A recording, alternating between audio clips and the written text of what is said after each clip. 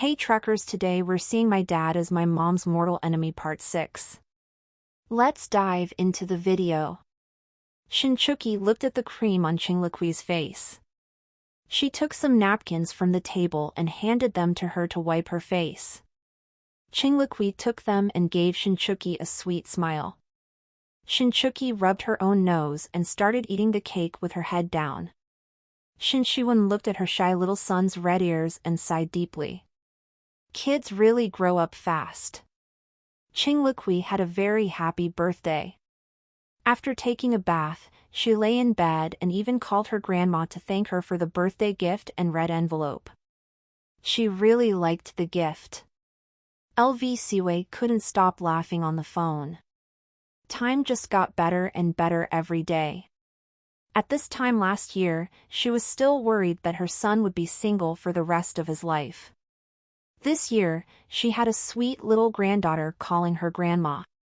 She hoped her son wouldn't mess things up at his father-in-law's house today, so next year she could have another daughter-in-law. Xiao Qingzi didn't mess things up, he just got dead drunk with his big uncle and his friends. He could still keep up appearances and politely decline a couple of drinks with them, but with his father-in-law right next to him, he had no choice but to keep up and drink whatever his father-in-law poured for him. In a daze, someone took him to bed. His head was spinning and he just wanted to sleep, but his alcohol-flooded brain was still holding on to one thread of thought. He fumbled for his phone and pressed a few buttons before that thread relaxed. Smelling the familiar scent on the pillow, he fell asleep. In the next bedroom, Qinglikwi hugged the Barbie doll from her dad and also fell asleep sweetly. The Barbie doll was just a bonus, the main gift was the small box hanging from the Barbie's neck. Inside was a 10-carat pink diamond, but Qinglikwi obviously preferred the Barbie doll more. To her, the diamond was just a rock. Qing Jinlan came out of the bathroom. Xiao Qingzi was leaning groggily against the headboard. Seeing her, he smiled and reached out to grab her wrist, pulling her onto the bed and into his arms. Looking into her eyes, he asked the question he'd been holding in for days, "Meow meow, at the beach, when I wanted to propose, you seemed hesitant. Can you tell me what made you hesitate?" Qing Jinlan looked at his bleary eyes and knew he was still drunk. When he was seriously drunk, he would easily black out and forget everything from the night before. She didn't want to bring this up. He was drunk that night and drunk again tonight, so he wouldn't remember anything that happened or was said tonight. You already proposed to me that night. Xiao Qingzi's foggy gaze froze, something was frantically tugging at his nerves, and the fuzzy white mass that had existed in his brain for years began to slowly clear up.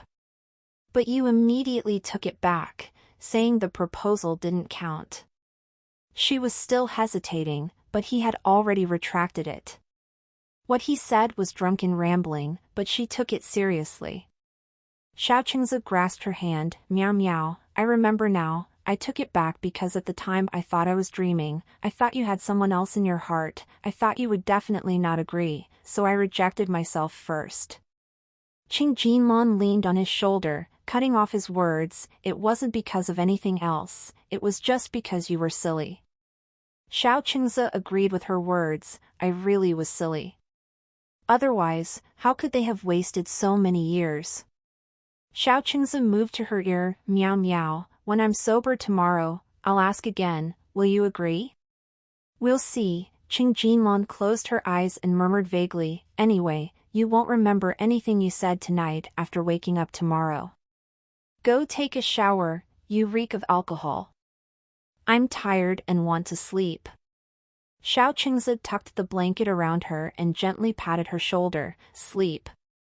The next morning when Qing Jinlan woke up, the other side of the bed was already empty.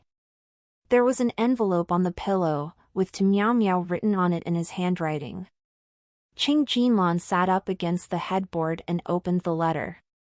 Though called a letter, it was more like a rambling stream of consciousness, pages and pages thick. Did he write all night? He said his language grades were poor, and it seemed he was right about that. It was just a plain recounting of their interactions from the very beginning until that night. Some things she had even forgotten until his ramblings brought those memories back to life. And the things from that night, it seemed he did remember them. How could he remember something that was already forgotten after so many years? Was there some scientific basis for that? As Qing Jinlan looked at his writing, her ear tips grew hot. He didn't have to write in such detail. Xiao Qingze pushed the door open and came in. Seeing her reading the letter, he stopped at the door, looking a little awkward. This was the first time he had written a letter to a girl. He knew himself that it had no artistry at all, barely better than colloquial writing. Qing Jinlan couldn't bear to read to the end. She hastily folded the letter and stuffed it under her pillow, half annoyed and half angry. How can you remember so clearly? Xiao Qingze replied, because over the years, I would go over these things in my mind again and again. How could I not remember them clearly? He walked to the bedside, looking at her, and slowly knelt down on one knee, taking out a box from his pocket. Meow meow, I remember everything about our past clearly. Only that most important night has always been missing from my memory. That was the night I shouldn't have forgotten, and the night I made the most mistakes. Only today have I remembered everything. Proposing and then taking it back was probably the dumbest thing I've done in my life. At that time, I had no confidence at all in my place in your heart. I said it in my drunken state, but afraid you would reject me, I rejected myself first. So now you're not afraid of rejection anymore, certain that if you propose I'll agree. That's why you're proposing? No, it's because I was silly back then, and smarter now. If you reject me, I'll just propose again. Qing Jinlan sat up straight. How do you remember what happened last night? Xiao Qingze explained, I was afraid I would forget, so I turned on my phone's voice recorder before passing out. Might as well sell him off when he gets drunk. Qing Jinlan looked at the ring in the box. How many rings have you prepared? Xiao Qingze softly replied, many. I have to keep asking until you agree to marry me. He looked at her earnestly. Meow meow, marry me. Give me a chance to make up for the 7 years we missed in the second half of our lives, okay? Everything around them froze, only the clock on the wall ticked on, second hand and minute hand steadily circling round and round. Qing Jinlan spoke up, get rid of the rest of the rings. Xiao Qingze was stunned for a moment before slowly realizing the implication behind her words. He looked up at her as if in a dream. Meow meow, you agreed? Qing Jinlan held out her left hand. You have 3 seconds. If you don't get the ring on my finger in time, I'm taking it back. She started counting down. Xiao Qingze immediately grabbed her hand and slid the ring onto her left ring finger. His breath hitched as the ring touched her finger. It slipped off course without going on. Qing Jinlan had already counted to 1, but she stopped and waited for the ring to settle on her finger before saying 1. Xiao Qingze gently kissed the ring on her hand, then stood up and hugged her tightly. The ring is on, you can't take it back now. Qing Jinlan's hands slowly circled his waist. Qing Liqui, who had been hiding by the door, pushed it open and shouted, Dad and Mom are getting married. I get to be the prettiest flower girl at the wedding. Xiao Qingze and Qing Jinlan were both frozen, not knowing how long she had been listening at the door. Qing Liqui ran to the bedside, climbed onto the bed. Dad, I want to hug Mom with you too. Xiao Qingze smiled helplessly, opening his arms. Come in. Qing Liqui snuggled in front of Dad's chest, hugging Mom with Dad. She did not sit still and lost her balance. The 3 of them fell on the bed together. Qing Liqui excitedly looked at Mom on the left and then at Dad on the right. Dad, after you and Mom get married, I don't want to sleep alone anymore. I want to sleep with you like this every day, okay? Xiao Qingze. Qing Jinlan buried her face in the pillow and laughed out loud. Hearing Mom laugh, Qing Liqui also giggled. Xiao Qingze reached out and hugged the big and small ones to his chest. This was his whole world. Sunlight shone through the curtains into the room, casting mottled shadows on the floor. The laughter in the room spread to the yard, and the sound of cicadas became more cheerful. Time is fleeting, summer is long. At an age when you can still love bravely, Xiao Qingzhe went into the leader's office as usual in the morning to report on work and hand over a delivery to the leader that he had signed for. Qing Jinlan glanced at the delivery. It was sent by Jiang Meng. She had said yesterday that she was sending her something nice and asked what it was, but didn't say, only telling her to see for herself. From her mysterious tone, Qing Jinlan knew it wouldn't be anything good. She first put the delivery aside and asked Xiao Qingzhe how preparations for the upcoming meeting were going. Today there was an investment forum being held in Lanzhou, and all the attendees were industry big shots, so they couldn't afford any mistakes.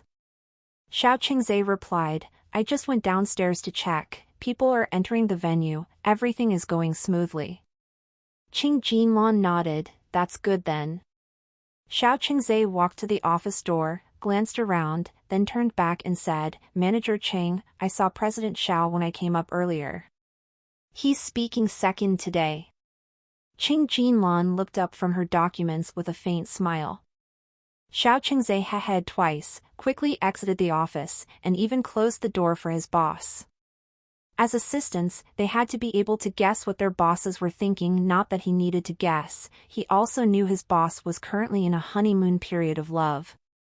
Although Manager Cheng didn't show it overtly on her face, the occasional smile that escaped from the corners of her eyes and lips when she answered the phone gave it away. Recently, there had been endless gossip circulating outside that the Cheng and Xiao families were going to collaborate on a development project in Nanjing. If this was true, it would truly be a historic reconciliation, some said. Others said it was more than just the two families collaborating. The real historic reconciliation was that the two families were going to become in-laws. The Cheng family's second daughter and the Xiao Group's president were about to get married. The two already had history. The second daughter's own father was none other than the Xiao Group's president. Back then the two had parted because of misunderstandings, but now with the misunderstandings resolved, the broken mirror was whole again, and the decade-long opposition between the two families had also eased as a result, leading to the collaboration in Nanjing. Everyone was shocked. This was a perfect happy ending like Romeo and Juliet. Once love was involved, anything would be cloaked in a veil of mystery and romance. Although neither family had formally responded to any of the rumors, which may or may not be true, just these elusive snippets were enough to bring unprecedented attention to the Nanjing project, and both companies' share prices kept soaring, unstoppable.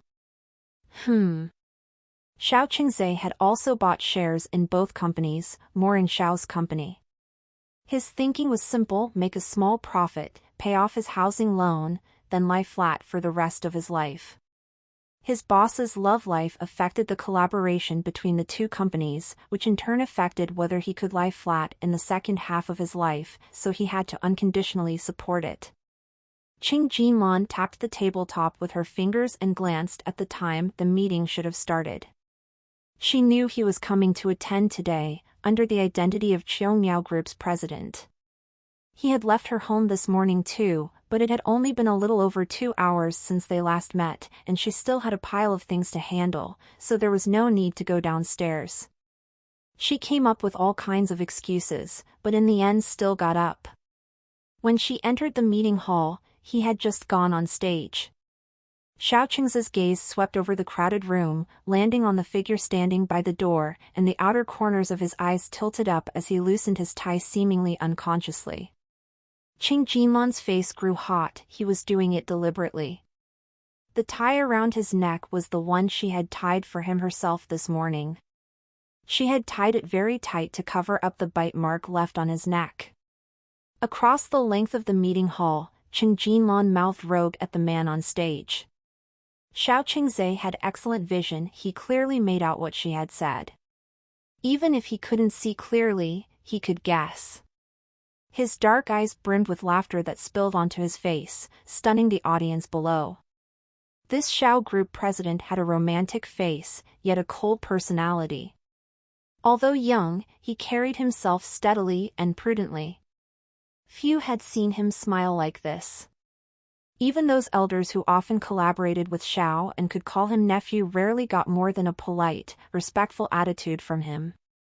A smile that could melt millennia of icebergs was probably once in 10,000 years. Some noticed Qing Jinlan standing at the back of the hall, and the sharper-eyed ones saw that both wore simple wedding bands on their left ring fingers. Whether matched or not was unclear. But combined with the endless gossip flying around outside, perhaps some things were not baseless speculation.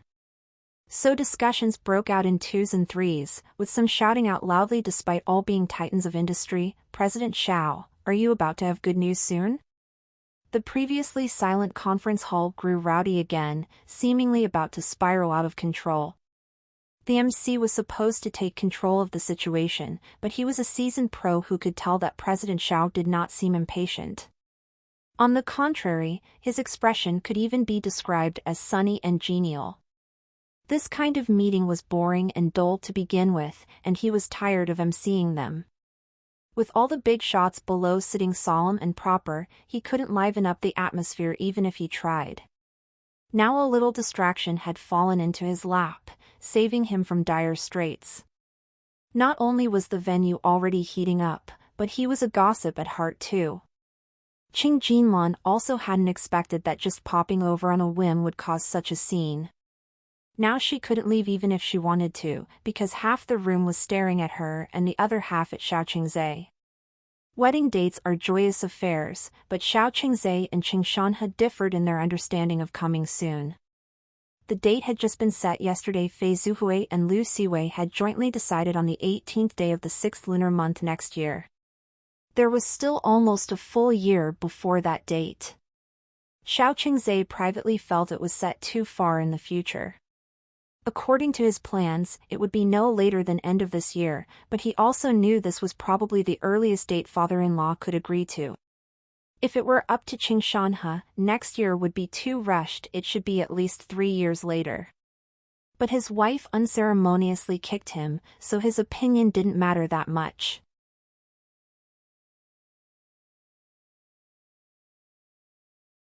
Xiao Qingzhe and Qing Jinlan exchanged a look across the distance. He bent towards the mic, and Qing Jinlan could guess what he was about to say. She took the chance while everyone's attention was on him to quietly and swiftly slip out the door. She didn't have skin as thick as his, so it was best to leave him to handle this scene alone.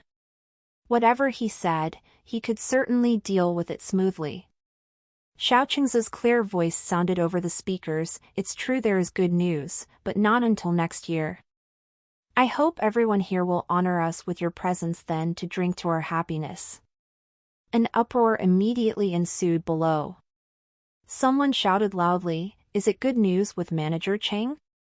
Another turned and looked towards the back of the hall. "Hey, where did Manager Cheng go?" Xiao Qingzhe gently replied, "She is on the shy side." With this, he had both declared ownership and shown affection. The pot, already boiling, exploded into fireworks as some even whistled. This was no meeting, it was livelier than the hottest party.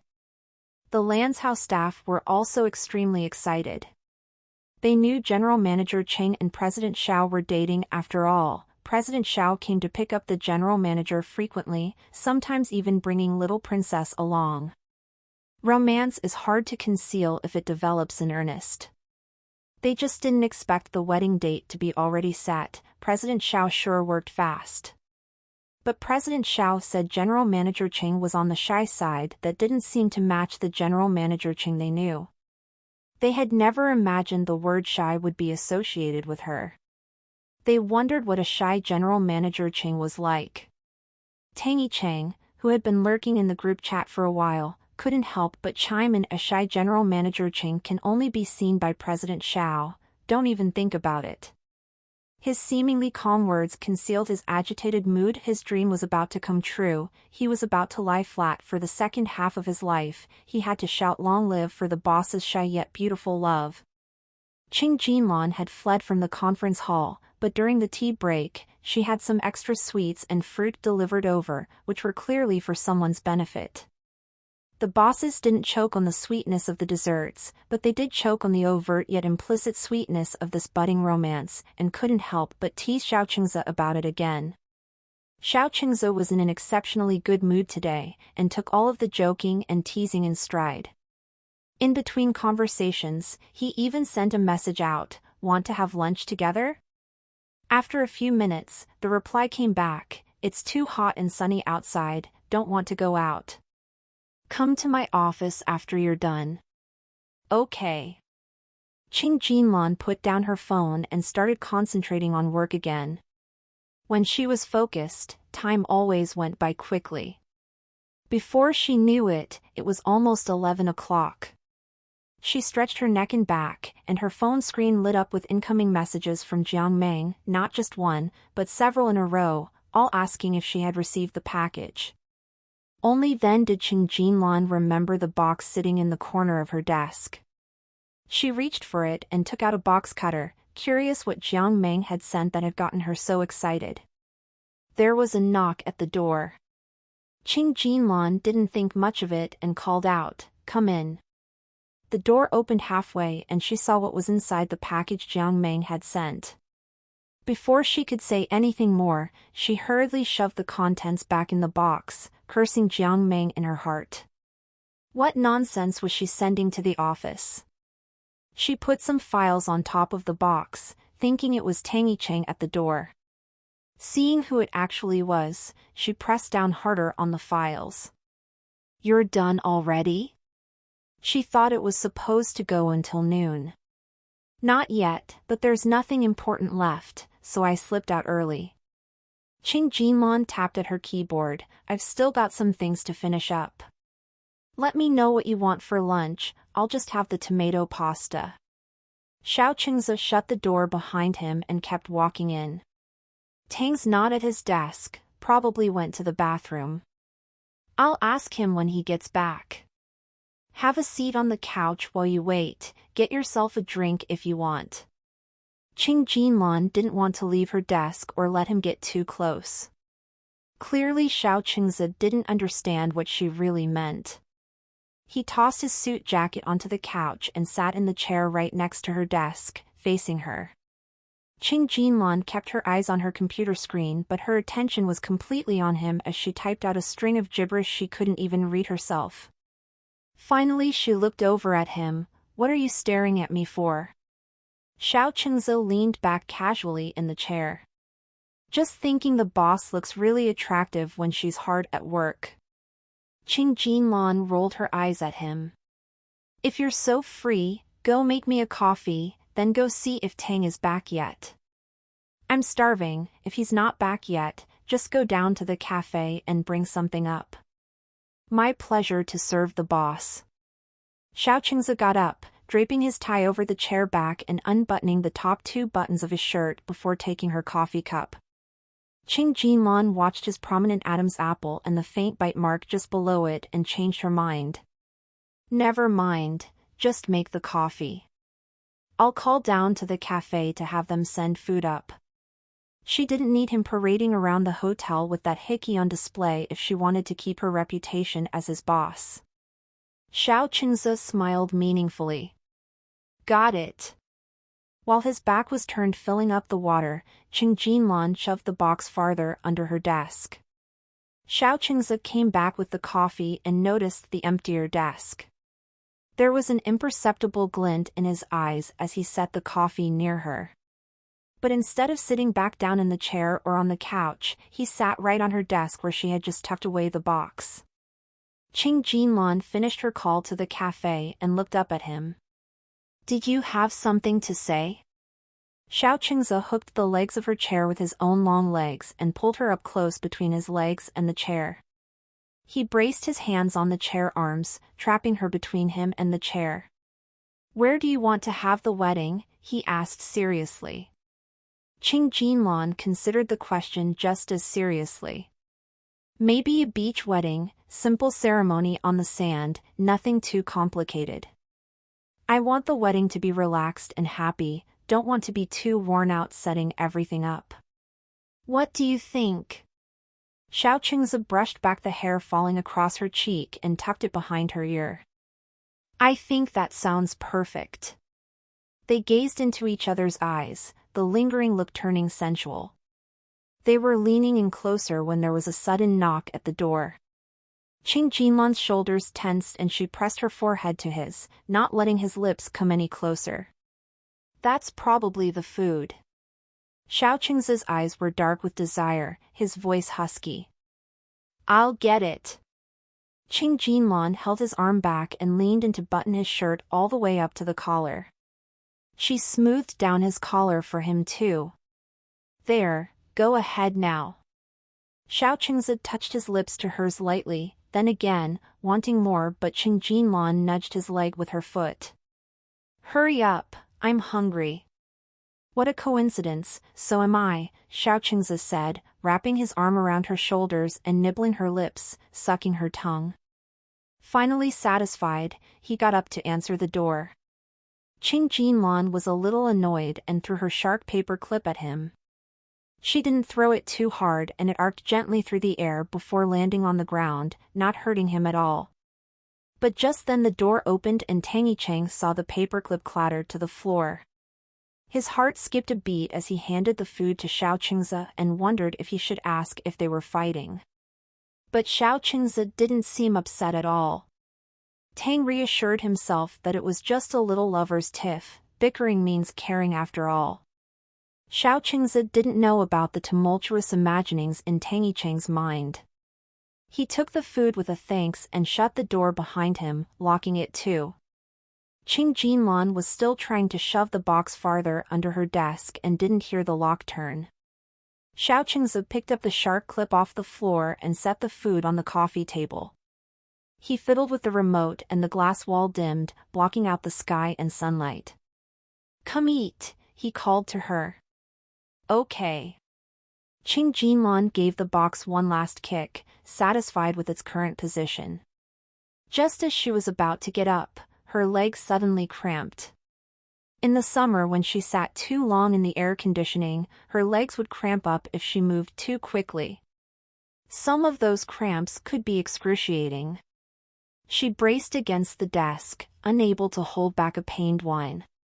Xiao Qingzi noticed something was off and hurried over. What's wrong? Where does it hurt? Leg cramp, Qing Jinlan managed to say. Xiao Qingzi knelt down and squeezed her calf. Here? Qing Jinlan nodded. Xiao Qingzi massaged firmly up and down the tense muscle. Slowly the agonizing knot eased up. Better now, not sore anymore. She tweaked his earlobe. Get up, don't kneel too long or your legs will go numb. But Xiao Qingzi didn't get up. His eyes went to the box under her desk. What's this? It was on your desk before, now it's here. Nothing, just some garbage to throw out. Let me toss it for you then. Xiao Qingzi reached for the box. Xiao Qingzi! Qing Jinlan stopped him sharply. Xiao Qingzi looked up at her. What's wrong, still sore? She sat in the chair above him as he half knelt on the floor. Qing Jinlan cupped his face and leaned down to kiss him. She had just wanted to distract him at first, but things escalated rapidly. He pulled her off the chair into his lap, holding her tight against his chest. She couldn't keep up with his pace or steal a proper breath from his lips. She grabbed handfuls of his hair, wrenching them apart a little. Let me go. First tell me what's in the box, he insisted, nibbling her lips. Garbage, Qing Jinlan nipped his lips right back. Xiao Qingzi easily grabbed the box with one long arm. What if it's not garbage? Up TED chapters nnvelben.com. I said it's garbage, so it's garbage. Qing Jinlan tried to wrestle the box from him. As a result, she used too much force and directly pushed Xiao Qingzi to the ground. The boxes inside the parcel spilled out, with clothes falling all over the floor. Both of them were a little dumbfounded. Qing Jinlan thought what she saw when unboxing the parcel earlier was already over the top, but she didn't expect there to be even more outrageous contents at the very bottom. Could these even be considered clothes? They were barely scraps of fabric. Xiao Qingzhe hadn't originally planned to do anything. As soon as he entered the room, he noticed her attention was captivated by the parcel, so he figured there must be something inside the box. He only meant to tease her a little, and didn't expect a pleasant surprise like this. "You bought these to wear for me?" Xiao Qingzhe whispered hotly into her ear. "I didn't buy them." Qing Jinlan buried her face into his chest, not wanting to get up and face everything. Xiao Qingzhe stroked her hair with one hand and flipped through the clothes on the floor with the other. Some packets fell out of the boxes containing the clothes. To show gratitude for the big spender, the shop had thoughtfully included some small gifts, of various flavors. The suppressed fire in Xiao Qingzhe's eyes instantly erupted. He flipped them over so she was pinned under him. Right as he started work that afternoon, Tang Yicheng received a message from Boss Cheng, even 3 in a row, telling him to notify security to strictly prohibit Xiao Qingzhe from entering Australia's in the future. Tang Yicheng's milk tea instantly lost its sweetness. What was going on here? Just now during lunch, he was silently listening to his colleagues passionately and enthusiastically gossiping about the boss's love affair. The more he listened, the more hopeful he felt about the future. How could it look like the two were about to break up after just a lunch break? Would his dream of coasting along ever be realized now? Qing Liqui held a fresh red rose in one hand and pulled Shinchuchi along with the other hand, running fast towards her dad. These past few days, her mom went on a business trip, so every day her dad came to pick her up from school. "Dad, look! Isn't this rose so beautiful?" Qing Liqui ran into her dad's arms and held up the rose in her hand for her dad to see. "Shinchuchi gave this to me, he made it himself, he's so awesome, he made it look exactly like a real one, no, even better than a real one."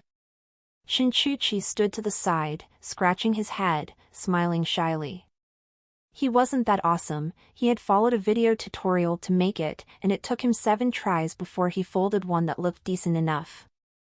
He didn't know if she would like it, so he held on to it until school was over before giving it to her. He didn't expect her to like it so much. He's going to go home and fold some more tonight, so he can give them to her tomorrow at lunch. Xiao Qingzhe looked at the rose in little Liqui's hand. To be fair, it was pretty impressive for a little kid to be able to fold it to this level. The only problem was, this wasn't folded to give to just any kid, but to give to his daughter specifically. But seeing how happy his daughter was, he could only reluctantly agree with her. "It does look really beautiful." Qing Liqui smiled brightly. "Dad, Shinchuchi said he's inviting me over to his house for dinner tomorrow night. I'm going to bring this rose with me when I go." Shinchuchi also smiled brightly at Xiao Qingzhe. "Uncle, tomorrow is Qixi Festival. I wanted to have dinner with little Liqui. My mom has grapevines at home. We're going to sit under the vines to see if the cowherd and weaver girl are whispering to each other." Xiao Qingzhe wanted to twist Li Peifeng's neck, who was standing next to him. Li Peifeng looked up at the sky. He couldn't offend the uncle-in-law, but he also couldn't let his son be unhappy. He had no other choice but to look at the sky. It wasn't easy being the man in the middle. But he could call Shinshuwen tonight to discuss their son's growth and development issues, and also discuss in passing whether you could actually hear the cowherd and weaver girl whispering under the grapevines on Qixi Festival. Although he already knew when they got to this part of the conversation, she would definitely hang up on him. But people must keep trying no matter how many setbacks, persevering tirelessly, and daring to explore. Xiao Qingzhe really wanted to twist Li Peifeng's neck, looking up at the sky. Qing Liqui hugged her dad's neck. "Dad, let's go home, I want to show Grandma this rose." Xiao Qingzhe forced out a smile. "Okay, let's go home." Officially, Xiao Qingzhe was still living at the Pine Court Apartments. The house next door was being renovated, and was nearing completion. He would occasionally spend the night at the Chang's, not often, about once a week. This was according to Qing Liqui's account. Other than Saturdays, her dad would tuck her into bed with a story every night before leaving. He did leave, the question was where did he go after? The lights at the Pine Court apartment were on only about once a week, and the backyard was now connected through the renovated house, so he didn't need to climb over walls or crawl through tunnels. He could freely go back and forth every night. Although they were now open about their relationship, sometimes sneaking around still had its benefits. When he stayed over openly, little Liqui was still at the stage of finding it novel and exciting to have dad stay home, insisting on sleeping with both mom and dad, one hand holding mom's arm, the other holding dad's, sleeping soundly through the night. When Xiao Qingzhe tried to pull his arm back, she would wake up. Qing Jinlan told him not to try anything funny. When their daughter held something while sleeping, she wouldn't let go all night. Xiao Qingzhe wanted to say he wasn't trying anything funny, just that, if he said it out loud, not only would she not believe him, even he wouldn't believe himself. To prove he wasn't up to anything funny, he would be extra well-behaved that night, of course only limited to that night. Qing Jinlan had been away on her business trip for almost a week now. Her flight would be landing tonight. The week she was gone, after dropping little Liqui off, Xiao Qingzhe would stay and have dinner here. Of course Qing Shanhe wasn't thrilled to have him staying for dinner, but whether guests stayed for dinner was up to Fei Zhuhui to decide. No matter how unhappy Qing Shanhe was, he couldn't openly oppose his wife. When Qing Shanhe came home, hearing voices from the kitchen, his brow furrowed. How could he be so free, to come over every day to cook? But seeing his granddaughter, his brows immediately relaxed. Qing Liqui was also very happy to see her grandpa. She held up the rose in her hand for Grandpa to see. Grandpa, look, this is the rose Shinchuchi folded for me, isn't it pretty? Qing Shanhe's brows furrowed imperceptibly this time. He picked up his granddaughter. Grandpa can fold an even prettier one than this. Qing Liqui happily hugged her grandpa's neck. Grandpa, you're so awesome, can you teach me how to fold them? I was going to video call Shinchuchi to have him teach me. I want to fold them for Mom, Grandma, Aunt Chu, and Granny, one for each of them. Tomorrow is Qixi Festival, I want to give them roses. Of course Qing Shanhe didn't know how to fold roses, he just said it without thinking. He didn't want his granddaughter to be fooled by a paper rose. But he didn't expect to be calling his own bluff. It just so happened that Qing Jinchuan walked in at that moment. Qing Shanhe passed the hot potato to his son. Little Liqui, your big uncle also knows how to fold them, why don't you let him teach you? Qing Jinchuan had just gotten home and hadn't even caught his breath before his own dad shoved this problem at him.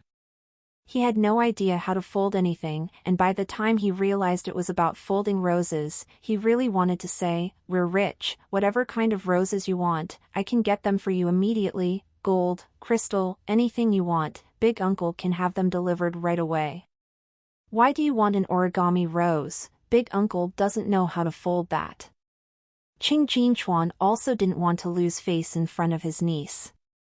He ruffled her little braids. Little Liqui, big uncle has something to discuss with Grandpa, why don't you let your dad teach you? Qing Liqui thought about it. That's right, her dad was so awesome, he could even cook delicious meals, what couldn't he do? Big uncle, go talk to Grandpa, I'll go find dad to teach me. The truth was, Xiao Qingzhe could be a good CEO, a good cook, but couldn't fold a rose to save his life. Seeing his daughter's bright eyes, Xiao Qingzhe couldn't come up with a good excuse on the spot. Fei Zhuhui came downstairs at that moment, and said to Xiao Qingzhe, your uncle-in-law wants you upstairs, he has some work matters to discuss with you. Mother-in-law's eyes held a hint of laughter. Xiao Qingzhe realized mother-in-law was helping him out. He thanked mother-in-law first, then told little Liqui that after discussing work with Grandpa, he would come teach her how to fold roses. Qing Liqui caressed her dad's face. Everyone was so busy today, being an adult must be so tiring, still having to work after getting home. Okay Dad, go talk to Grandpa first, I'll wait for you. This was the first time Xiao Qingzhe felt a little guilty in front of his daughter. When he knocked on the study door and saw the scene inside, he finally understood why mother-in-law had that smile. Father-in-law and big uncle were watching a tutorial video projected on the screen, learning how to fold roses. Seeing him come in, Qing Shanhe and Qing Jinchuan knew he was another one who didn't know how to fold roses. They wanted to say something but held back. Oh well, why make things difficult between men? Finally, the two men squeezed together in the study, seriously watching the tutorial video to learn how to fold roses. When Qing Shanhe and Qing Jinchuan heard from Xiao Qingzhe that Shinchuchi invited little Liqui over for dinner at his house tomorrow, they stopped folding the roses. Aside from going over for dinner on any other day being unacceptable already, absolutely not tomorrow. Do they even know what day tomorrow is? It's Valentine's Day, no drinking or eating allowed at another boy's house. For the first time, the two men reached a consensus on something. They must stop little Liqui and Shinchuchi from having dinner together tomorrow, but it had to be done without little Liqui realizing anything or being upset. And the question of who was to take on this task, well, who else could it be? As the father, you're not stepping up at this critical time, going out of your way to play the bad guy? Unless Qing Shanhe and Qing Jinchuan wanted to remain the best, most open-minded grandfather and uncle in little Liqui's eyes forever. The burden on Xiao Qingzhe's shoulders was heavy. Father-in-law and big uncle told him his mission was only allowed success, failure was not an option. After dinner, Xiao Qingzhe gently taught his daughter how to fold roses while tactfully telling her that they should cancel their dinner plans at Shinchuki's house tomorrow night. Instead, he suggested taking her and her mom to her favorite restaurant tomorrow for a special dinner. They could invite Shinchuchi over for dinner the day after tomorrow. Qing Liqui replied, "Dad, tomorrow is Valentine's Day. You and Mom should go out to celebrate the holiday. I can't tag along. Just take Mom out on a date and don't worry about me. Aunt Shin will keep me company along with Shinchuchi." Xiao Qingzhe couldn't help but worry. He compromised and asked, "How about we invite Shinchuchi over to our house for dinner tomorrow night instead? But we don't have a grapevine tree. We're supposed to listen to the story of the cowherd and the weaver girl under the grapevine tree." The grapevine tree was key. They didn't have one now but could get one tomorrow. "What do you mean we don't have a grapevine tree? I've been wanting to plant one in our yard for a while now. I already asked the gardener to come first thing tomorrow morning to plant a big grapevine tree. Aunt Shin will probably go on a date with Uncle Lee tomorrow night, so she won't be able to keep you two company. You can invite Shinchuchi over, listen to the cowherd and weaver girl's whispers under the grapevine tree while having dinner, and your mom and I can have a date night dinner at the restaurant. Doesn't this sound even better?" Qing Liqui tilted her head and pondered. It did seem better. "Dad, will we really have a grapevine tree in our yard tomorrow?" Xiao Qingzhe assured her, "Definitely." Getting a grapevine tree was no big deal. After putting his daughter to bed, Xiao Qingzhe planned out where to plant the tree and asked the gardener to come first thing in the morning to plant a big one. He then headed to the airport, bringing along the paper roses folded by his daughter and one he folded himself. Despite the late hour, the airport was still bustling with people. Just standing there was enough for Xiao Qingzhe to draw attention, not to mention the two paper roses he held. Whispers circulated that diamonds must be hidden in those paper roses. Others readily agreed, convinced that a man of such elegance must have tucked in some diamonds. Not far away stood a nouveau riche man holding 99 roses, also waiting to pick up his girlfriend. Scoffing at Xiao Qingzhe, he thought to himself, just a good-looking gigolo without money, pretending with two paper roses. Imagining they have hidden diamonds? Ridiculous. Let's see if his girlfriend will be happy when she sees these shabby paper roses. Oblivious to the gossip around him, Xiao Qingzhe concentrated on replying to messages. She had landed and he texted that he was waiting for her at the exit.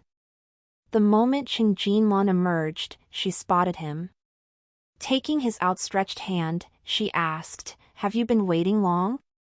Her flight was delayed over 30 minutes. "I have been waiting a long time, since the day you left," Xiao Qingzhe replied, handing her the roses and taking her bag. Qing Jinlan gave him a sidelong glance. His mouth was always so slick. Looking at the roses, she asked, "You folded these?" "One is folded by me, one is by our little Liqui. I guess the ugly one on the left is yours." She was right. He really couldn't argue against that. His was markedly inferior compared to their daughters. As the couple walked away, the whispers grew louder behind them. There must be diamonds hidden in those paper roses. Otherwise, why would that pretty lady be smiling so sweetly? The nouveau riche man looked at the 99 roses in his hands, wondering if paper roses could be more endearing than real ones. He pulled out his phone to look up origami rose folding tutorials. But even if he managed to learn quickly, he couldn't procure paper on such short notice. Behind them, Tangy Chang maintained a poker face, walking steadily, though grinning inside. The partnership between the Chang and Xiao clans had just been officially announced. He was collaborating with Xiao's assistant on wedding planning. His boss's happiness was directly tied to his own. The more blissful his boss was, the more leisurely his own future would be. By the time the couple reached home, it was almost midnight. Too late to visit Qing Liqui at her grandma's place, Qing Jinlan just left a message that she had arrived home safely. Xiao Qingzhe asked her, "Hungry? Want something to eat?" She hadn't eaten since boarding her evening flight and had been up all night. She must be starving. But Qing Jinlan shook her head. "I'm full. I ate too much at lunch and my stomach's still bloated." Xiao Qingzhe pulled her into his embrace. "Thank you," he said. "What for?" "Accompanying my mother for lunch and shopping. She said she spent 20 years raising a son, and it's only after I met you that she feels her efforts were worthwhile having such a thoughtful daughter-in-law who's even more attentive than her own son." During her business trip to Qing Jinlan had purposely set aside a day to visit his mother, having lunch and spending half a day shopping together. Xiao Qingzhe had suggested a few times that his mother move out of her rural hometown to live with him, worried about her living alone. But she wasn't ready yet. Retired, she had opened a flower shop, enjoying a busy, fulfilling lifestyle surrounded by old lady friends. She had her own life just as her son had his. "No need to thank me. I enjoy your mother's company, nothing to do with you," Qing Jinlan murmured, resting her chin on his shoulder. Out and about she seemed fine, but once home, she was utterly spent, leaning limply against him. "Carry me to the bathroom, I can't move." Xiao Qingzhe's breathing instantly grew ragged. Sweeping her up, he leaned down to her ear, voice darkly husky. "Too tired? Want me to help wash you?" Eyes closed, Qing Jinlan clung to him, just to keep from sliding down. Her hand found his face, softly tracing his long lashes, proud nose, and thin lips, fingers gently caressing the corners. In a breathy whimper she managed, if you want." Xiao Qingzhe's eyes darkened with desire, Adam's apple bobbing. Did he want to? Warm water cascaded down. Where it flowed, so did his hands. Qing Jinlan leaned back against the marble wall for support, but her legs were jelly. She could only cling fiercely to him so as not to slip down. Xiao Qingzhe nibbled her ear, asking hoarsely, "Did you miss me?" Her throat choked with sobs she couldn't restrain. Tears blended with the water trickling down her cheeks. Gasping deeply, trying futilely to ease the unbearable throbbing, she lifted her misty, bewildered eyes to meet his. "Did you miss me?" "Terribly." Even dreamed of you, Xiao Qingzhe rasped, devouring her lips, urgent and forceful. And you? Did you miss me? She mumbled incoherently, a little.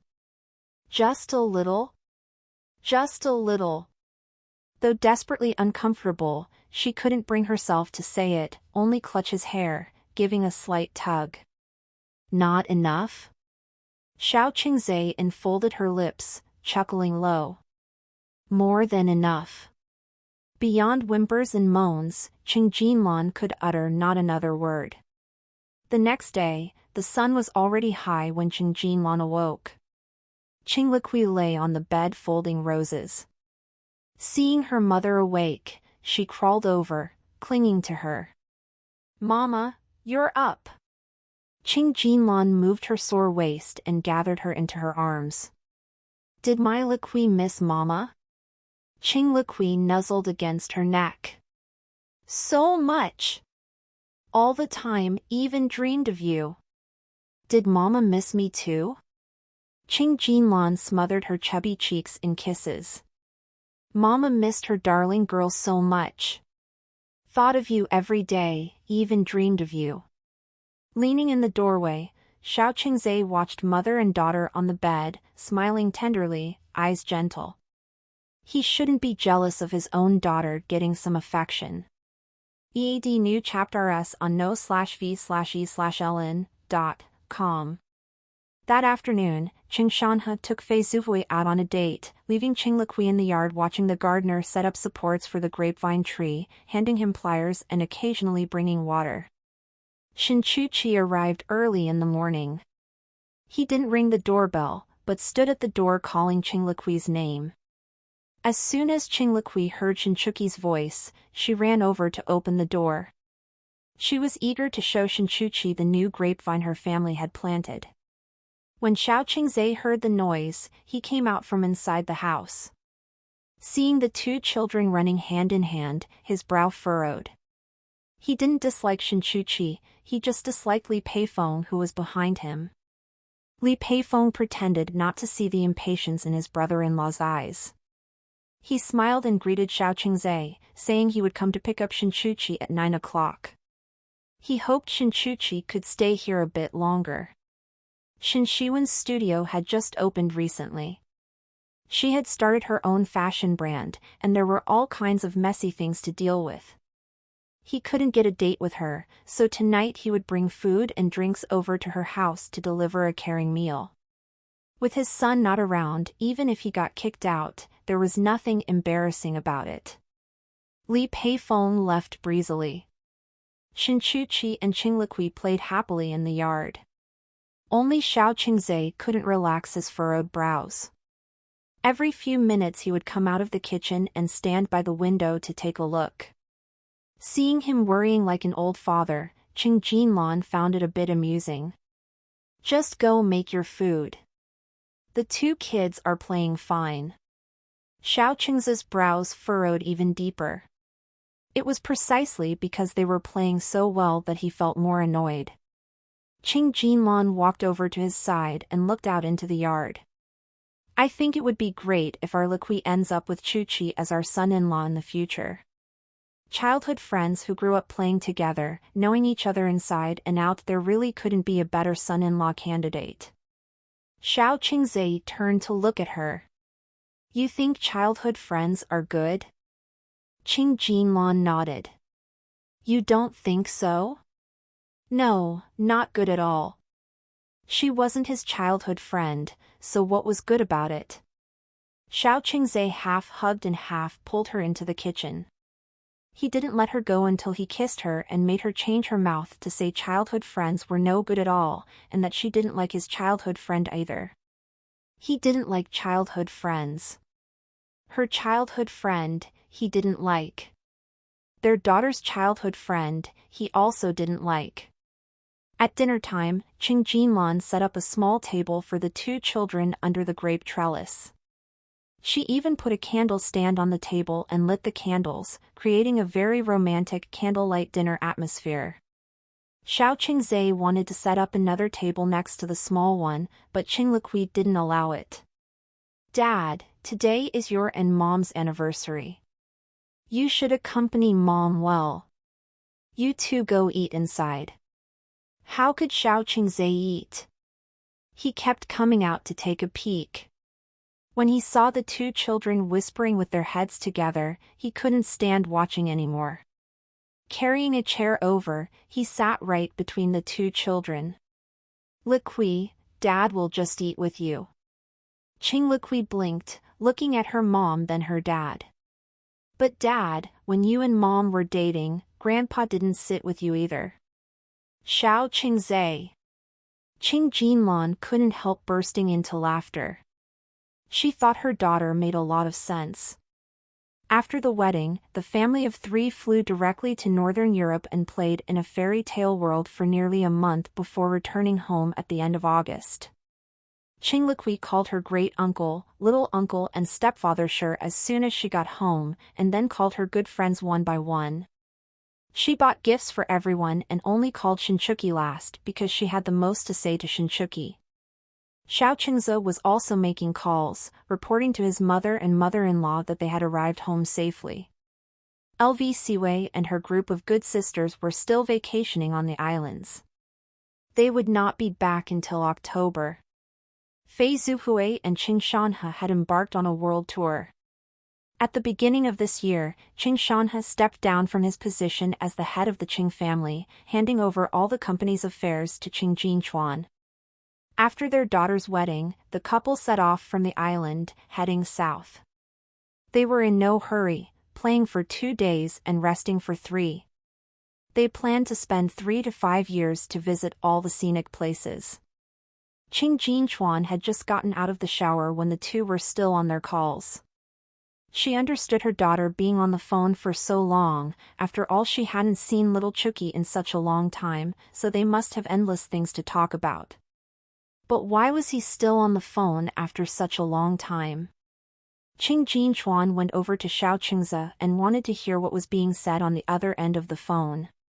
She had just gotten out of the shower and her slightly damp hair carried a citrus scent, brushing lightly against the back of his hand. Xiao Qingze put his arm around her waist and pulled her onto his lap, responding with "I know, Dad," to the other end of the phone, indicating that he was listening carefully. Qing Shanhe was giving his son-in-law a lesson, imparting the ways of getting along with his wife. To summarize it in one sentence, don't think that everything will be fine just because you've finished the wedding and gotten the certificate.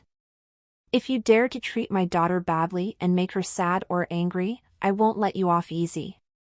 Qing Jinchuan took the phone from Xiao Qingze. Dad, how are you and Mom enjoying yourselves?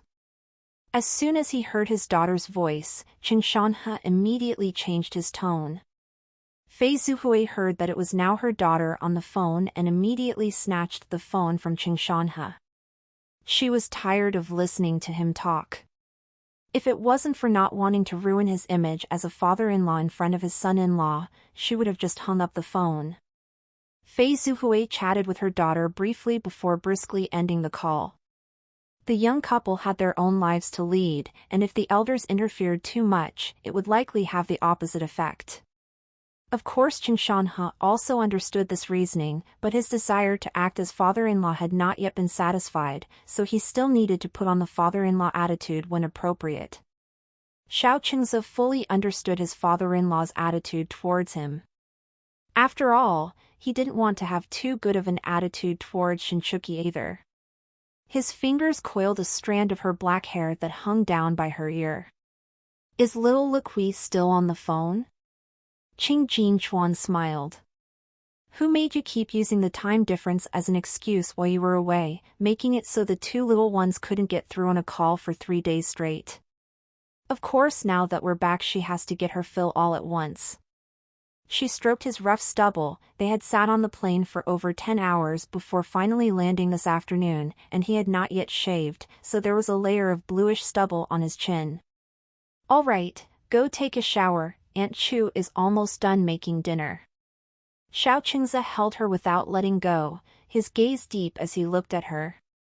During the over a month they spent in Northern Europe, although they stayed in hotel suites, because they were out traveling, Qing Jinchuan didn't feel at ease with their daughter sleeping alone, and Qing Liqui also didn't dare sleep in a room by herself in the unfamiliar environment. So although called a honeymoon, there actually wasn't much sweetness about it. Qing Jinchuan cupped his face and kissed the corner of his lips. "Keep the stubble for now, I'll help you shave later tonight." The arm Xiaoqingze had wrapped around her waist suddenly tightened, and his deep gaze also tightened, his dark eyes glowing as he locked her in his eyes. "Really? But you have to be responsible for coaxing Liqui to sleep." Coaxing their daughter to sleep was no difficult task. By now Xiaoqingze was fully adept at storytelling skills, and usually after he finished one story, his daughter would already be breathing evenly in sleep. At 9 p.m., Qing Liqui went to bed on time, but she wasn't sleepy at all. Firstly because she had slept the whole way over on the plane, and also because the jet lag hadn't reversed yet. Xiaoqingze told 3 stories and Qing Liqui's big bright eyes were still alertly sparkling, waiting for Dad to tell a 4th story. Xiaoqingze stroked her hair spread over the pillow and gently asked, "Little Liqui, aren't you sleepy?" Qing Liqui shook her head. "I'm not sleepy at all. Is Dad sleepy?" Xiaoqingze replied, "A little bit." "Then Dad should go to sleep. I'll call Shinchuki and have him tell me stories. He said he has several new stories he wants to tell me." Not only was Xiaoqingze not sleepy at all, even if he was dead tired, he still had to prop his eyelids open to coax his daughter to sleep before he could go to sleep himself.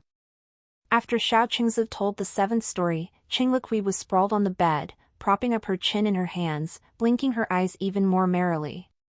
Xiaoqingze set down the fairy tale storybook and pulled the little one into his arms. "Little Liqui, how about Dad sings you a lullaby? Do you have one you want to hear?" Qing Liqui pillowed her head on Dad's arm, thinking about which lullaby she wanted Dad to sing. Just then, Xiaoqingze's phone rang on the bedside table. It was Li Peiphone calling. Why was he calling at this time? Xiaoqingze picked up. The voice coming through the phone was Shinchuki's. "Uncle, it's little Chuki. Did little Liqui fall asleep yet? I suddenly remembered something I wanted to tell her." Xiaoqingze was just about to say she was asleep when Qing Liqui had already heard Shinchuki's voice. She rolled over and tumbled to Dad's ear, asking the person on the phone, "Shinchuki, what did you want to tell me?" Xiaoqingze could only switch the call to speakerphone. Shinchuki replied, "I'm going to Grandma's house tomorrow. Do you still want beef jerky? If you want some, I'll have my grandma make extra this time." "Great, Granny Shin's beef jerky is the most delicious." Shinchuki was very happy. "Then I'll have Granny make a whole lot, and bring it all back for you." "You don't need to make a whole lot, that would be too tiring for Granny Shin. It's fine if you just bring 3 back. I'll help Granny so she won't get too tired." Xiaoqingze listened to the two chatting back and forth, unable to get a word in edgewise. He coughed lightly several times, and when Shinchuki heard Uncle's coughing, he realized it was probably time to hang up. "Qing Liqui, I'll talk to you again tomorrow after I get to Granny's house. You should go to sleep now, it's very late." Qing Liqui held the phone in her hands. "But I'm not sleepy at all yet, I slept too much on the plane." "Shinchuki, are you sleepy? Let's chat for a bit." Xiaoqingze coughed even louder. But this time Shinchuki didn't get the hint from Uncle's coughing. He said to Qing Liqui, "Then I'll tell you a story." "Yay!" Qing Liqui lay back down in Dad's arms. "Shinchuki, Dad and I will listen to your story together." When Shinchuki heard that Uncle was also going to listen, he stumbled over the words he was just about to say. But he took a breath to steady himself, adjusted his breathing, and started from the story's setting. Read latest chapters at n/ve.lbi.co/m. Xiao Qingze listened to the childish voice coming through the phone, his brow furrowed deeply. Could you call this storytelling? The exaggerated tone was more like singing opera. But it was precisely this sort of childish yet exaggerated storytelling that made the little one in his arms gradually close her eyes. Shinchuki also heard the silence on the other end of the phone. He softly asked, "Uncle, did little Liqui fall asleep?" Xiao Qingze reluctantly murmured affirmation. Then I'll hang up first. Good night, uncle. Shinchuki said in an even smaller voice. Shinchuki had helped accomplish what he had been anxious to do yet unsuccessful at all evening. Xiao Qingze didn't know whether to feel more happy or angry about it. His current mood was complex to say the least. He carefully slid his arm out from under his daughter's head, then tucked the blankets around her once more. If it wasn't so late, he really wanted to call his father-in-law. He felt like his father-in-law was the only one who could understand his current mood. Xiao Qingze returned to the bedroom. Qing Jinchuan had fallen asleep waiting for him. He gently kissed her forehead without waking her up. After sitting on the plane for so long, she was tired too. Qing Jinchuan slept very soundly this time. Sleeping in her own bed after a long journey was the most comfortable. In her half-awake state, she felt the scorching heat pressed against her waist. As she moved, the person behind her moved with her, holding her waist and pressing her against him. Awake? The hoarse voice mixed with heat blew against her ear. The prickly stubble scraped her neck, reminding her of what she had promised last night. Qing Jinchuan turned her head back to look at the man behind her, and asked groggily, "You didn't stay up all night, did you?" Xiao Qingze kissed the corner of her lips. "You'll have to make up for it." Qing Jinchuan smiled vaguely under his kisses. "Don't blame me. I was waiting for you the whole time. It's not my fault that you, as a dad, weren't up to it and spent nearly 3 hours trying to get our daughter to sleep without actually getting her to sleep." At the mention of last night's events, Xiao Qingze felt annoyed and wronged. As a dad, he had been outdone by a brat, and he didn't even know who to complain to. He leaned over and swallowed all her words into his belly. Outside, the sky had just begun to brighten. In the grayish sky, all the stars had lost their light. The moon left a faint shadow behind. The sun was still below the horizon, but the summer heat had already awakened, enveloping Qing Jinchuan. Sweat rolled down her cheeks under the constant thrusting, dripping onto his lips and into his mouth. She couldn't withstand his scorching gaze or the waves of heat below her body. She finally passed out. When Qing Jinchuan woke up again, the man was no longer by her side. She picked up her phone and saw that it was past 9. Leaning against the headboard, she replied to some work messages, then nestled in bed a while longer before finally getting up in her slippers. The room was quiet. The air carried the faint aroma of food. She could hear the faint laughter of Qing Liqui outside. Qing Jinchuan casually grabbed a hair clip from the table and gathered up her hair as she walked towards the yard. Father and daughter were picking grapes under the grape trellis. Seeing her mother come out, Qing Liqui happily ran to her mother's side, holding up the basket for her mother to see.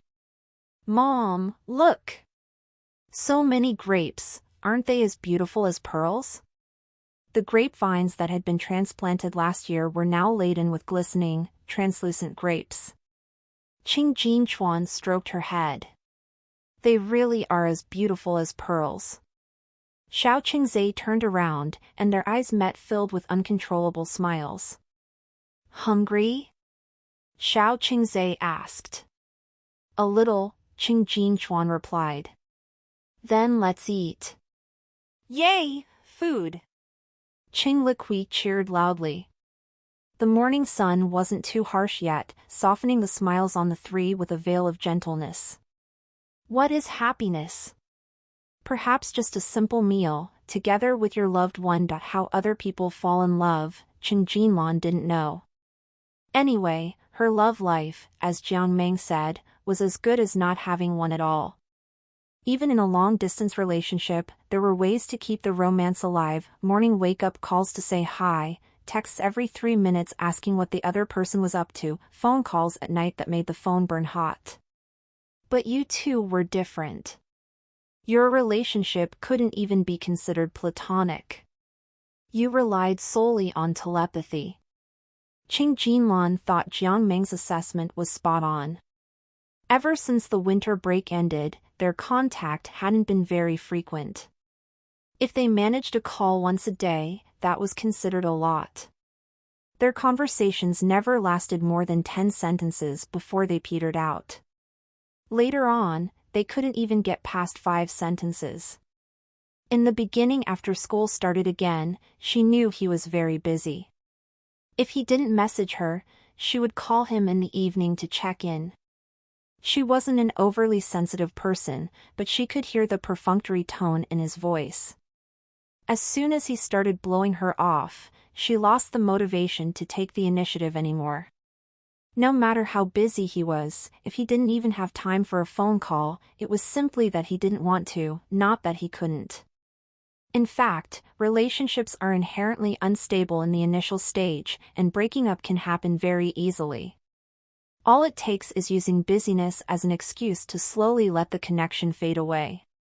Qing Jinlan thought, the next time he called, she would suggest they break up. Their relationship was as good as non-existent anyway, so what was the point of continuing it? Qing Jinchuan was right that she shouldn't expect anything good to come out of her first love. She never expected there would be a happy ending anyway. She would simply treat it as a life experience. That day after class, his name suddenly lit up her phone screen. It had been 2 or 3 days since their last call, rare for him to still be able to find her number. Qing Jinlan stuffed her books into her backpack one by one and zipped it up. The call was still connected as she pressed to answer.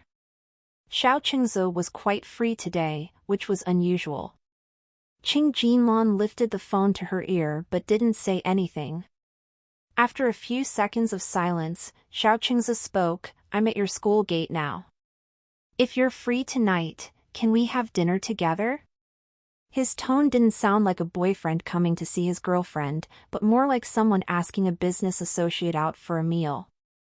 She wanted to say she was too busy and had no time at all, but eventually still made her way to the school gate. He was leaning against his car, spacing out, ignoring the passing pedestrians who stared at him. The cigarette between his fingers had nearly burned out. Qing Jinlan walked up to him before he snapped back to reality. "You're here." Xiao Qingzi stubbed out the cigarette in his hand as he saw her. She looked up at him. "Why did you come by today?" "I'm here on a business trip." "Oh." Qing Jinlan stopped playing with the strap of her bag and averted her eyes, losing any desire to keep talking. The car ride was very quiet without even music to dispel the silence. Qing Jinlan idly scrolled through her phone to distract herself. She wasn't actually focusing on what she was looking at, just trying to divert her attention. Shiran sent her a photo, which showed some green seedlings sprouting. Qing Jinlan replied, "Are these the vegetables we planted?" "Yes, isn't it exciting how well they grew?" During the winter break, Qing Jinlan went abroad with Fei Zuhui and visited Shiran while they were there. He didn't come back for New Year, so Fei Zuhui was worried about him. But Shiran was doing all right. He adapted well in other aspects, just couldn't handle the food with his Chinese stomach. Seeing the empty yard at Shiran's place, Fei Zuhui went to a Chinese supermarket and bought lots of vegetable seeds to plant. And they actually sprouted. The corners of Qing Jinlan's lips quirked up. "My mom is amazing. Did you send this to her too?" "I did. Auntie Fei said she's going to start a farm now." Xiao Qingzi tapped his fingers on the steering wheel to the changing numbers of the red light.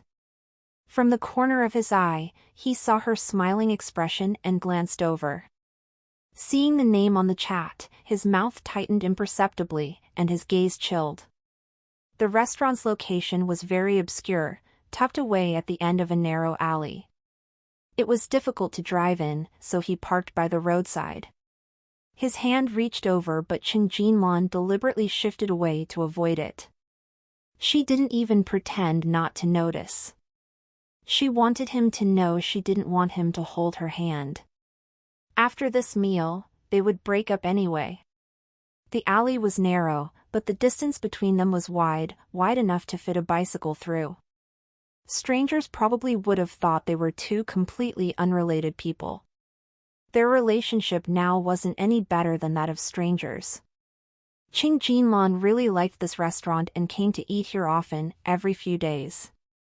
The manager wanted to lead them to her usual spot, but Qing Jinlan waved him off and asked for a private room instead. She still wanted to come back here in the future and didn't want to be reminded of a breakup every time she sat in her favorite spot. The food came up quickly. He didn't speak, so Qing Jinlan focused on eating. The server probably sensed the off atmosphere and, after refilling their tea once, swiftly left and thoughtfully shut the door. The only sounds left in the private room were chopsticks clinking on bowls. Xiao Qing's irritation grew harder to restrain. He took out a cigarette from his pocket but placed it back down on the table. Meow meow, he called her. Qing Jinlan looked up to see his face as pale as paper. She set down her chopsticks. What's wrong? My stomach hurts, he said, clutching his stomach. His eyes met hers weakly. It really hurts. Qing Jinlan got up and went to his side. Seeing the cigarette pack, she grew angry. Your stomach hurts yet you're still smoking? Get up, we're going to the hospital. Xiao Qingzi grabbed her wrist. Help me up, I can't get up on my own. His palm was icy cold, and a sheen of sweat had formed on his forehead after just a short while. Qing Jinlan grew anxious. She put her arm around his waist to support him. Can you walk? I'll call the server to help. Xiao Qingzi leaned heavily against her and clung tightly to her shoulders. No need. I'll be fine once I stand up. Qing Jinlan drove quickly, glancing at him worriedly every now and then. Xiao Qingzi gently reassured her, I'm all right, just focus on driving.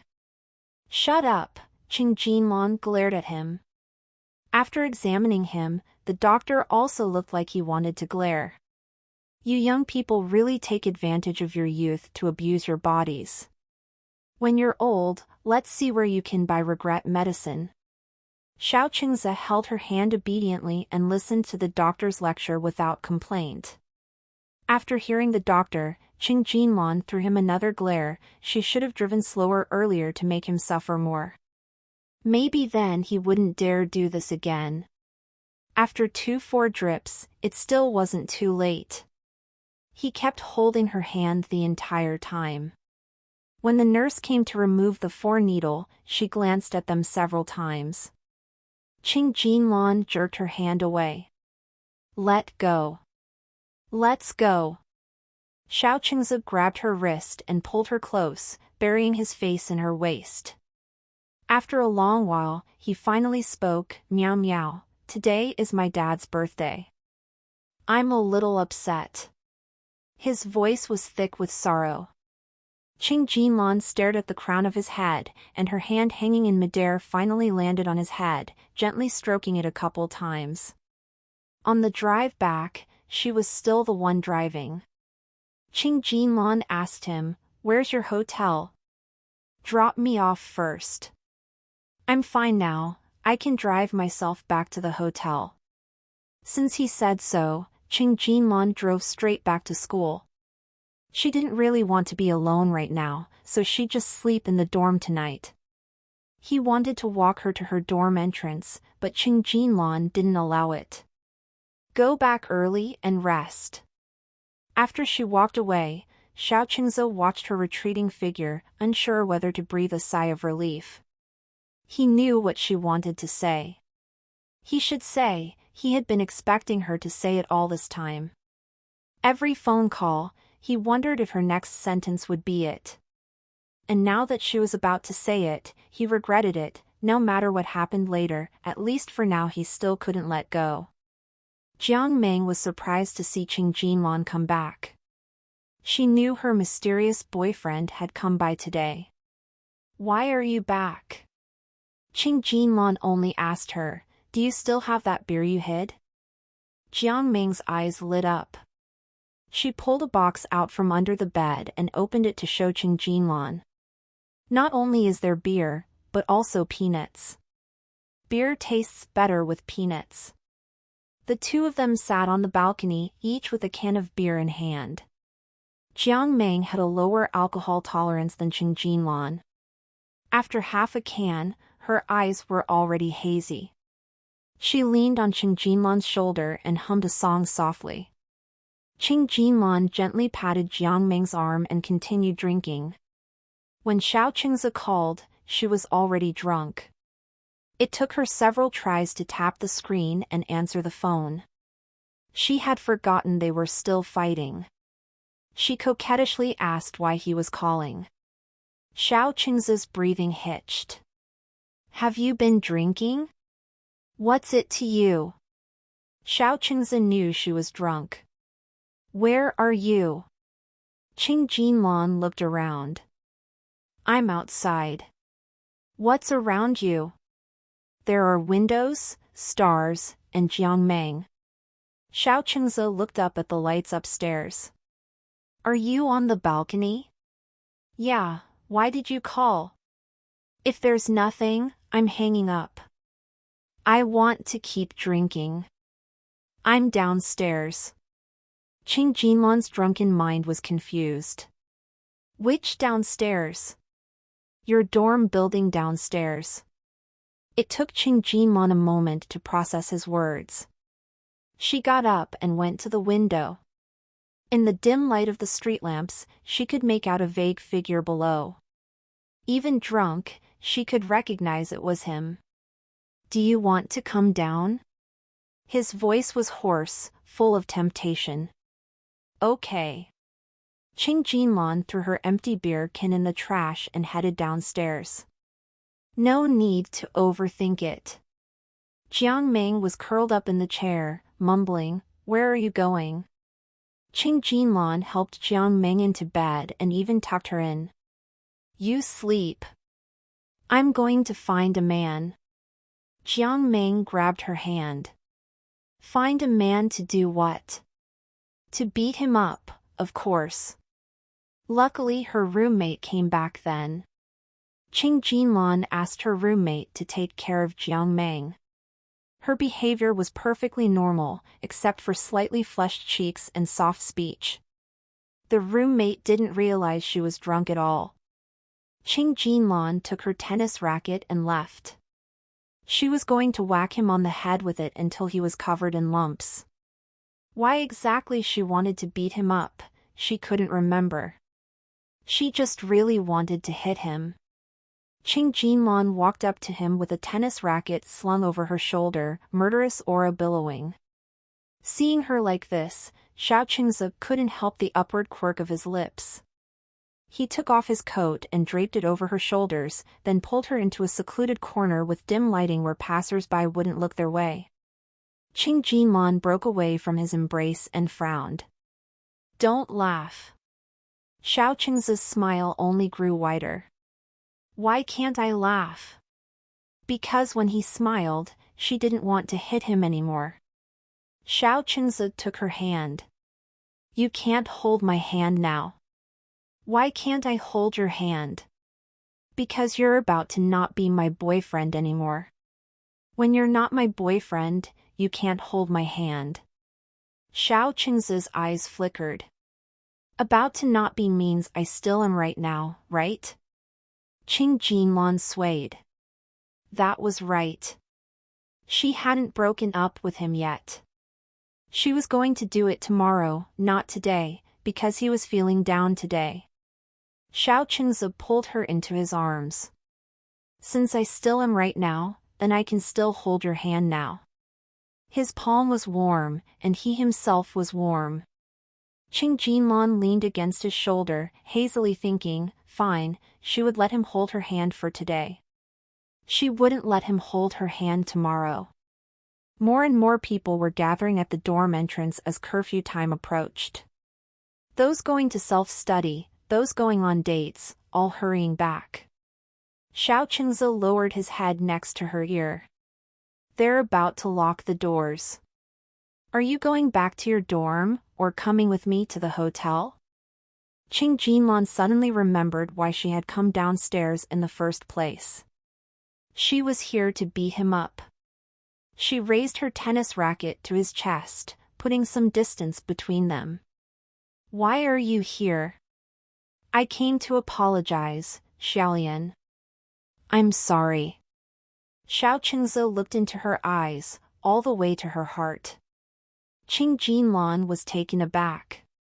She didn't seem to expect he would apologize. But a voice in her mind reminded her that he owed her an apology. She just couldn't remember what he needed to apologize for. Xiao Qingze's voice was hoarse. There have been a lot of things at work lately. And my sister's illness has worsened again, she's been hospitalized. I've been running around between the two, and possibly neglected your feelings. It was the truth, and also an excuse. During the winter break, he had discovered the truth behind his grandmother's death. He had also seen her and her mother, smiling more brightly than she ever did with him in Sharan's friend circle.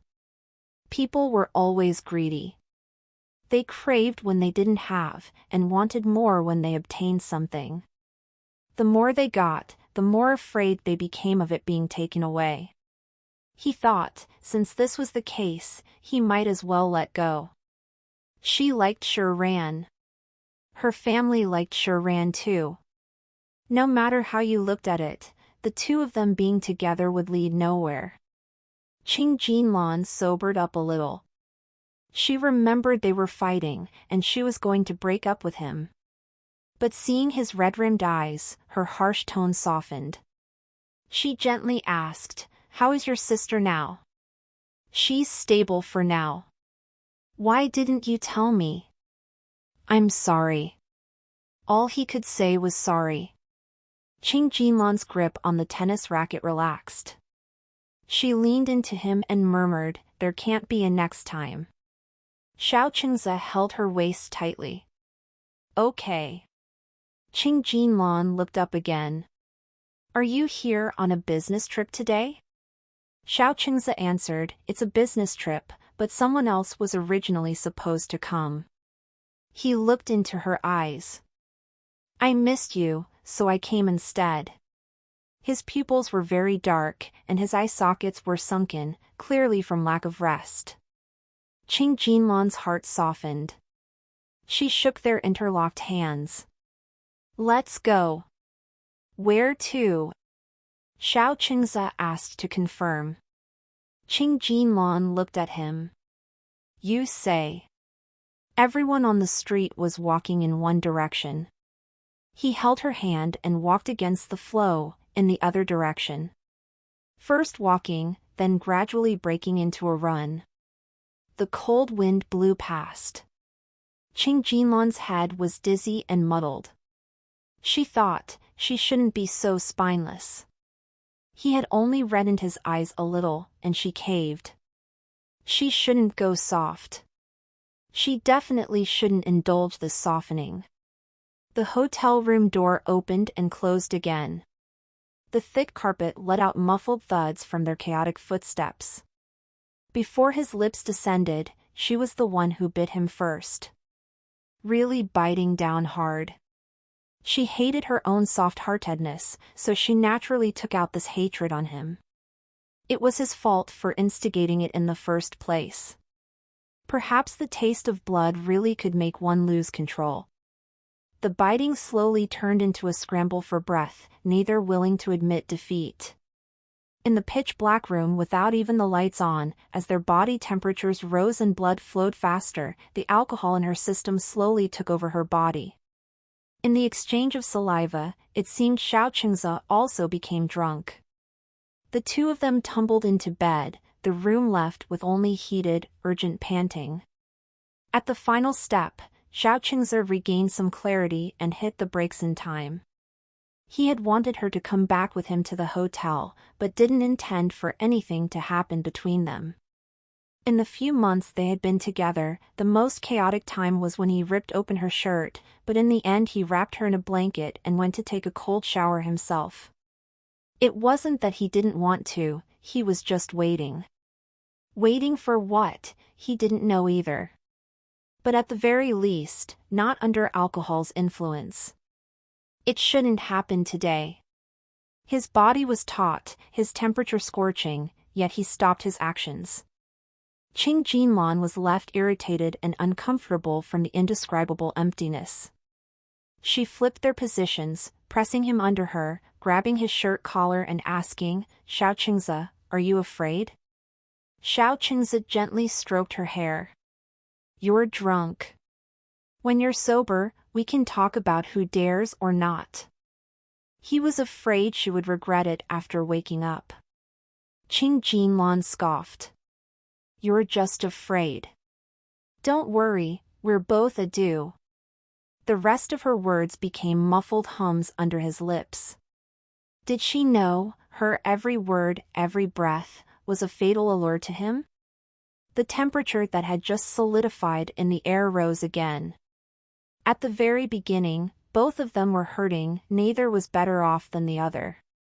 Qing Jinlan bit his shoulder when she was in pain, and Xiao Qingze gently sucked on her earlobe to comfort her. He moved forward slowly and with difficulty into the deep, trembling wetness, as if penetrating to the deepest part of their souls. In the countless nights that followed, Xiao Qingze would sink back into this dream, not wanting to wake up. Discover new chapters at novelby.co. Qing Jinlan was woken up by the vibration of her cell phone.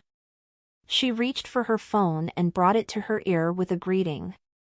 "Jinlan, where did you go? Why didn't you come home all night?"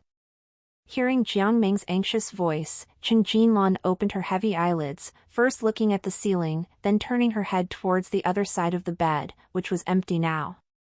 She cleared her throat, but it didn't help much, her voice still hoarse beyond recognition. "I went back and slept at my place." As soon as Jiang Ming heard this, she knew something was off. "Don't tell me you brought some random guy back home with you?" "No." Her voice made her denial sound too pale, although she did not actually bring a random guy back home. "Oh no, Jinlan, you're done for. You've made up your mind about him. Just yesterday she was talking about breaking up, and today they were back together again." This kind of fickleness was not like Qing Jinlan at all. She had clearly fallen deep. Qing Jinlan buried her face in the quilt, shifting her sore waist. She retorted stubbornly, "You're thinking too much. It's just a relationship, no need to make up my mind or anything. Just passing time and having some fun." Outside the door, Xiao Qingze stopped in his tracks, his eyes turning dark and ambiguous. He clenched the box in his hand tightly, the edges of the box digging deeply into his palm, but he felt no pain. Later on, the ring in that box eventually found its way onto Qing Jinlan's finger. In the tentative courting that new relationships bring, there are always many twists of fate and accidents of chance. No one could have expected that, many years later, their daughter would bring the interlocking gears back together again, giving him the chance, on their wedding day, to make good on the commitment he had wanted to promise her from the very beginning, saying it to her word for word. The one you set your heart on at first is the one you walk hand in hand with at last. Perhaps it was good fortune, or perhaps it was destiny. Well, truckers, here is this novel end.